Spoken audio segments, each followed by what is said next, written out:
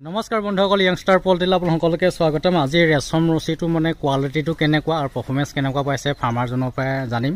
আৰু এখন ফাৰ্মত 1 year হৈ গ'ল।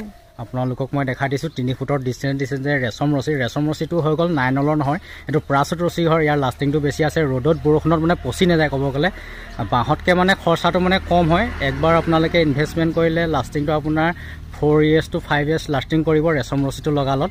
এতিয়া ফাৰ্মতে আৰু লগাই ৰাখিছে, টানি পেলাই দেখাব যিহেতু 1 বছৰ হৈ গ'ল। বস্তুটো ৰছীটো ছিগে নে নিছিগে, যিহেতু পচি গ'লেতো ছিগি যাব। আপোনালোকক দেখাই দিছোঁ, আপোনালোকে এয়া দেখা পাইছে, টানি দিছে, ছিগা নাই। যিহেতু ৰ'দত বৰষুণতে আছে, কিন্তু গৰুৰ যোনটো পঘা প্লাষ্টিকৰ সেইটো লগোৱাহেঁতেন 9 নলত ইমান দিনে ছিগি গ'লহেঁতেন। আৰু তুমি এতিয়া ৰছীটো কেনেকুৱা পাইছা প্ৰডাক্টটো? ৰছীটো ভাল পাইছোঁ মই, মোৰ প্ৰায় এবছৰ হৈ গ'ল। এবছৰ হৈ গ'ল, আপোনালোকে গম পাইছে, বেয়া হোৱা নাই। ওপৰৰ পালটো বেয়া হোৱা নাই। পালটো এইটো মই ছাপ্লাই দিছিলোঁ, এইটো লগাই ৰাখিছে, পালটো ফাটি যোৱা নাই। আপোনালোকক দেখাই দিছোঁ।